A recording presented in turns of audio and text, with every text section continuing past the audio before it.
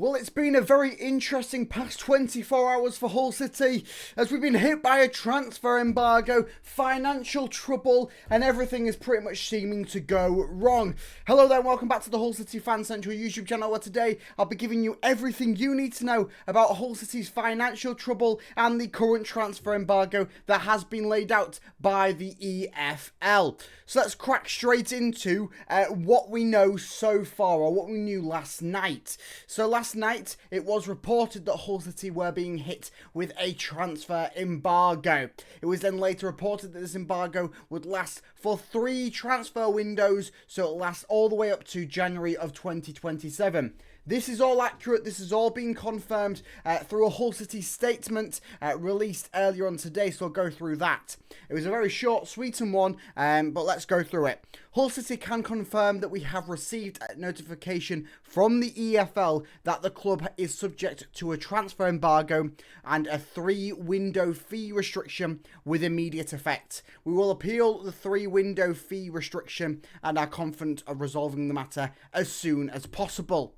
So very short little statement there from the club saying that they are positive about getting this sort of rescinded, so to speak, and that everything will be hunky-dory in the end.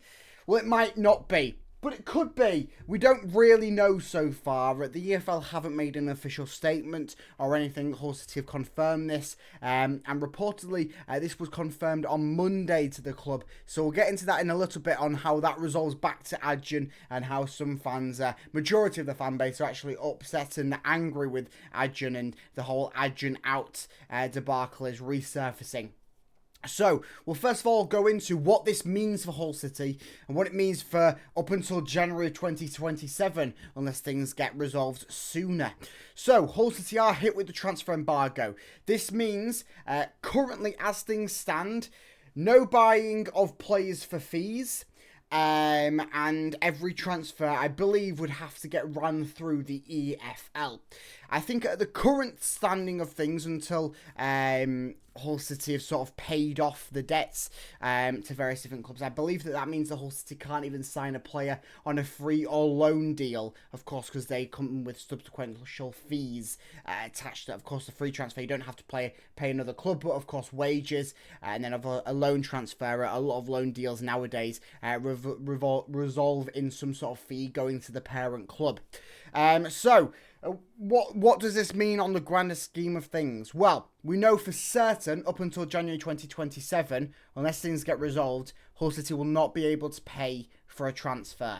Now, that is big dealings because, of course, we've mentioned throughout this entire summer process on the amount of different deals Hull City are getting in the pipeline. I mean, it was just yesterday, a couple of hours before the transfer embargo was announced, we were talking about Matija Friggin and how a £7 million or €7 million deal was in the lines there, and that one seemed to be looking likely. Well, that seems like that might not be a case anymore unless some sort of weird workaround happens with maybe a loan or stuff, but yeah, it's a very, very interesting time. So no signing of permanent of players from other clubs for a good year and a half. So that's fun. Of course, we are allowed to sign loan players and free transfers after sort of this first bit of period where things might get a bit more resolved. But at current timing, we're not allowed to sign any player. I mean, I've got an article here from Hull Live. As things stand, can City still sign players? No. Being under a transfer embargo means the club are not allowed to sign any players, whether free transfers, loans or regular deals.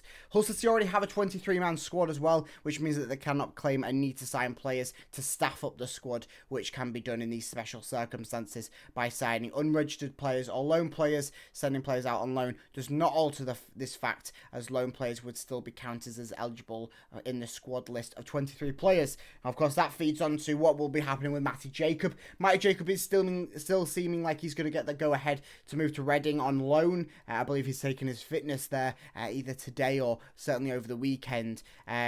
So, yeah, Hull City are pretty much stuck with what they've got, which is, of course, resolving into we've got to use the academy now, which is even bigger of a task than we ever would have dreamed. We were talking about it earlier on in the week into last week and how the disconnect between the academy and the first team, and I was talking about what the future of Hull City might look like, and I was going through the entire academy. I was going, who of these players can make a bit of a claim into this Hull City squad moving forwards. I think I shortlisted a few names from the under-21s and the under-18s, and really only one name really stood out as a player that could maybe get a bit of game time this season, and that being Harry Vaughan. Well, Hull City are going to have to call on a few more players. We currently only have one striker at the club in Kyle Joseph. Of course, we know the position that we're in with our fullbacks, and I've talked about the midfield depth could quickly diminish with maybe the sale of Alzate and Gustavo Puerta. Of course, that's still on the line. That could happen. That could not happen now. Who really knows? So it's all up in the air at the moment, and it's going to be a very intense week or couple of weeks for Hull City as they hopefully try and figure this out and try and sort it out. It's not sounding promising, though, when we do look into the financial worries in the background. So now this is where we come on to the whole Adjan situation. Adjan Al-Ajali, fan Q&A on Monday, said, it was question clear as day, are Hull City in any financial trouble? Is there any sort of financial worry going on behind the scenes? Adjan, clear as day, said no. He is getting, of course, the club is losing money, but all of the actions that are happening is loans to himself, which he does not want to recuperate. So he's loaning money from his company, Adjan Media, which is his Turkish media company, and that's how he's paying the loss for Hull City. I reported £500,000 loss each week for Hull City, and that's how he's paying that off. Of course, sale of players is helping sort of balance the books a little bit there, but of course, buying players that would debalance them.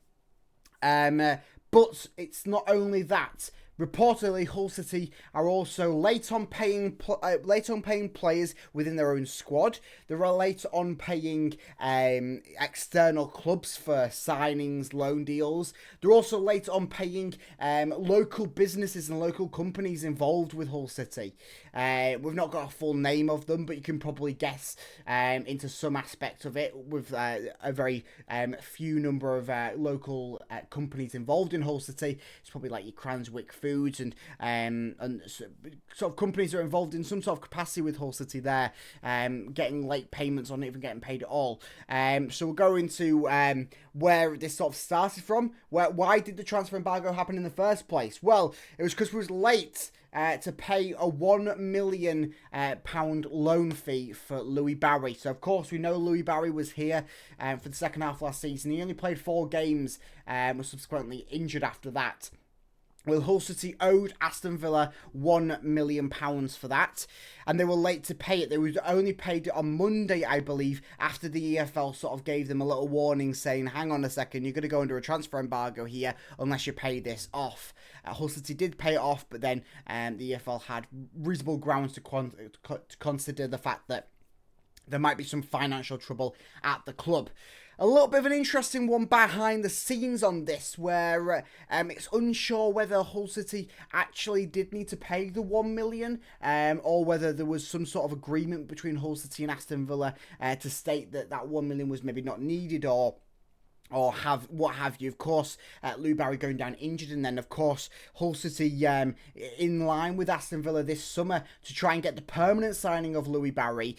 At that point, they would have already known that they've not had the £1 million payment from last season. So it's a very interesting case, what is happening at the moment between Hull City and Aston Villa, with the fact that Aston Villa openly opened negotiations between Hull City for a permanent deal of one of their players, when not receiving the payment for the £1 million payment beforehand, which of course they received now. So that's one big weird situation that's happening at the club at the moment in that sort of regard, and we need to know a bit more about what's happened there and what is happening there, whether it is sort of maybe a case of a couple of misinformations happening there. Who really knows? But that's sort of a very big, weird question mark at the moment.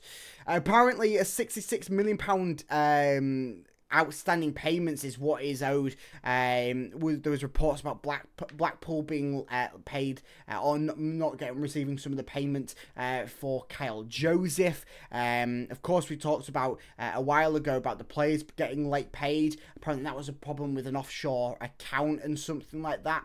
So it's all very weird. Secretive. A big secret word is flying around at the moment in Hull City's camp. Very secretive, very weird, and it's one that makes you puzzle. What is actually happening? What is Adrian doing? What is actually happening behind the scenes at Hull City? And what's happening between Hull City and other clubs? It's a very, very strange time. So we'll go about if the embargo is lifted. So here is another quote from the Hull Live article. If City address the EFL's concern and prove that they have settled any outstanding debts, then the embargo would be lifted. The club would still be under a 3-window transfer fee restriction, however, given that's the punishment that they have been handed. That means that they cannot pay any fees for players, ruling out signing players from clubs or agreeing to loan deals that require a fee to facilitate them, such as the Louis Barry loan deal last season. If the embargo is lifted, Hull City would still be able to sign John Joe Shelvey as a free agent. Likewise, they could still bring in Ollie McBurney, but signing Louis Barry on a permanent or any player attached to a club would be out. So it's a bit of a case of we could still get the embargo lifted, but we would still be under a bit of sanctionary and under still a tight rule of thumb that we would not be able to sign anyone. It would a miracle would have to happen realistically, or a complete misinformation, everything behind the scenes, for everything to get lifted and everything to be wiped and Hull City still to be able to proceed on, sign players and get this club into a good standing. Word is that the best case scenario for Hull City, if and when they do appeal this transfer embargo, would be still this transfer window to not be able to sign a player. But then it'd be lifted straight after that, so it'd still be able to sign players in January 2026 rather than January of 2027, a full year ahead of their schedule. But of course, that is the best case scenario. Worst case scenario, lasts out for the full 3 years, full 3 transfer windows, sorry.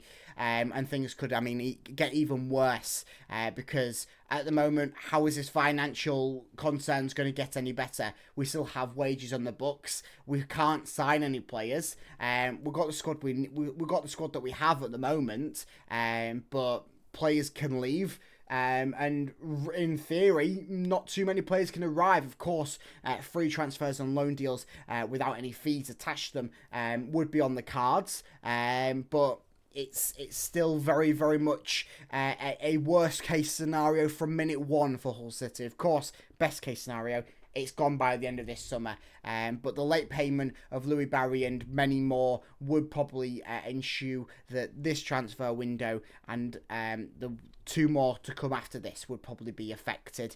And where has this all stemmed from? Beyond Louis Barry, where has Hull City's financial concerns really stemmed from?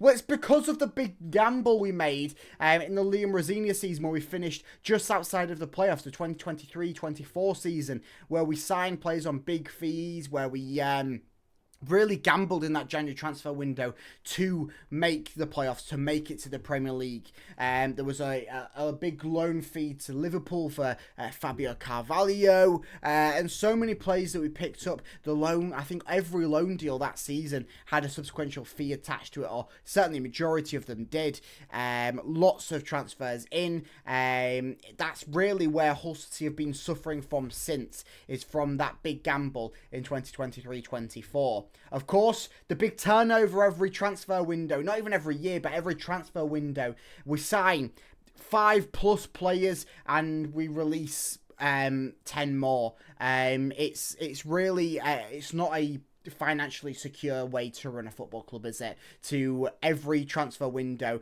every season have pretty much a completely new starting 11. it's not the idealistic place to go to. Of course, this transfer window did seem to be like Hull City were calming things a little bit down. Yeah, there was a lot of transfer rumours, a lot of players named out there, but Adrian clearly stated 5 players was all he's looking for this transfer window, which would be a dramatical decrease in the number of signings compared to previous transfer windows. And maybe that could be feeding into the financial concerns that he was having behind the scenes. Or maybe that's because he sort of went, no, we don't really need to be spending all this money on maybe wasted talent, and really look ahead and go, we're trying to build a club for the future. Let's go with what we've got. We'll add in the key areas that we need it, like the striker, like the fullbacks, and really press on from there, especially under a manager that can do well. I mean, that's one good thing that's sort of come out from this, is that we kind of have the right man at the helm for the job. Of course, Sergei Yakirovich was just before us, was at Kayserispor, or Kayserispor, I can't really say it too well, but it was over at that Turkish squad. Transfer embargo once again for them. He was in relegation zone, pretty much dead as nailed to go down when he joined them in January, I believe. Since then, he went on and grabbed the 4th most points in the Turkish top flight, secured them safety with 5 weeks to go, and did not sign a single player all throughout the entire squad, and of course probably utilising some of the academy that they had there. So that is a big bonus for Hull City, probably one of the only positives that's really come out in the past 24 hours with this whole debacle, and how Hull City are just... The future is just so uncertain for Hull City. It's good that there is at least a little bit of a glimmering hope with Sergei Yakirovich, but the future of this club, I mean, it remains to be beckoned with. I mean, we can't really have a true good and easy season transfer window, can we? Can't have an easy day as a Hull City fan. It's never dull in Hull, as they say, and it's never truer now than ever. So what are the timelines for the developments? Well, there's no real time frame for Hull City's appeal process. The club are keen to address the matter as soon as they can, given the desire to strengthen in this transfer window. If only through loan deals and free agents, but the EFL do not have a designated timescale to resolve these matters, with each case judged on its merit. Much will depend on the desire and speed of the club to prove to the EFL that they have cleared any debts. So yeah, Hull City just need to prove that they are financially secure, financially able, and then it will be lifted. But are they? Are Hull City financially secure? Are we financially stable? Of course, we chuck around £66 million debt. We chuck around 500,000 losing every week. We chuck around that Adrian's loaning out to himself. All this sort of stuff. But everything's so secretive behind the scenes at the club. And, I mean, you go back to the Q&A on Monday. Adrian knew at that point, reportedly, that the transfer embargo was coming down on Hull City and that they were in financial trouble, if everything that we know so far is true. So then he lied to the fans in his Q&A. A Q&A which many fans, including myself, praise as one of his best. As nice to have an open club once again. Nice to sort of have Adrian back, fully focusing on Hull City after Fenerbahce last season, and really looking ahead to the good times ahead for Hull City. And I've been over the moon with how Hull City have handled themselves this summer transfer window, and working through from a very, very poor season last season. And Of course, the product on the field could be completely different this season. Of course, Sergei Kirovich at the helm. We've got a couple of players in. We've got 3 additions this summer. Hopefully, there is more to come, but it's very, very unlikely. Of course, there's the academy. There's going to be that bridge gap between the academy and the first team. Of course, that's Andy Dawson's new role, is to link the 2 parties. Whether Andy Dawson knew that this would be a big pivotal role because of the embargo, who knows? But there is so much at stake for Hull City this season, because if the embargo still stands, if Hull City do fail the appeal process and they are actually in financial trouble far deeper than what we have originally speculated, well, we're not allowed to sign a player until January 2027. We could be relegated this season. That's a very big could. Of course, 3 teams get relegated from the Championship every year. Hull City survived on goal difference last season. We're working with a similar, maybe weaker squad depending on some of the departures. And of course, we don't have the loans that we did last season. So at the moment, the squad does look a little bit weaker in areas compared to last season.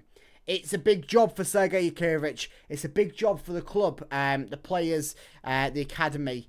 But if anything has shown you well through Hull City, we can work through the hard times. We've worked under the alarms. We've survived the Great Escape.